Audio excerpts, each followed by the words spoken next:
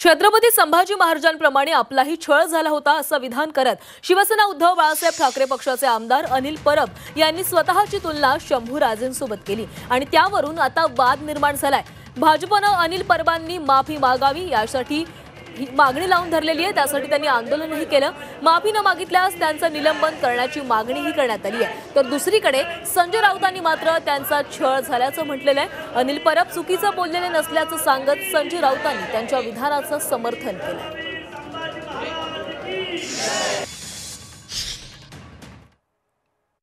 संभाजी महाराजांचा विचार वारसा जर कोणी चालवला असेल तर छावा बघा, मला पण बघा।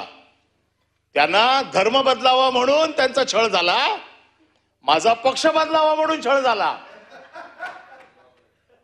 ईडीची नोटीस, ईडीची कारवाई, सीबीआय, इन्कम टॅक्स, एनआय टाकलं नाही ना। मी पण तेवढंच कडक आहे ना। ते राऊत साहेब गेले, ते थोडे कच्चे निघाले, मी तुम्हाला पुरून उरलो।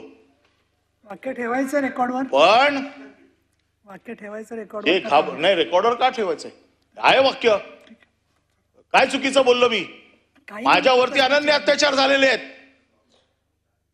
मी सगळं भोगलेलं आहे, पण मी देखील त्यांचा वारसा जपणार आहे। त्यांच्या वारशावरती बोलण्याचा हक्क आहे मला, आणि मी देखील माझा पक्ष बदलला नाही याचा मला अभिमान आहे।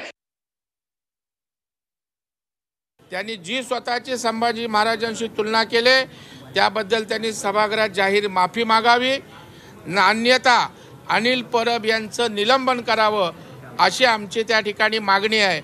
आणि राज्यपाल यांच्याविषयी, अभिभाषणाविषयी जे काही वक्तव्य केलं तेही असंसदीय आहे, तेही या ठिकाणी शोभणारं नाही आहे। त्या संदर्भात त्यांनी सभागृहात त्या ठिकाणी दिलगिरी व्यक्त करावी।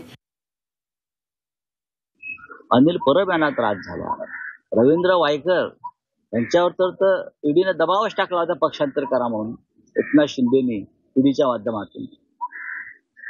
जे घाबरले नाही, ज्याने छत्रपती शिवाजी महाराज, संभाजी राजे आणि हिंदुहृदय सम्राट बाळासाहेब ठाकरे यांचा आदर्श बाळगला, ते शरण गेले नाहीत। आणि जे नामर्द होते, डरपोक होते, ते पळून गेले।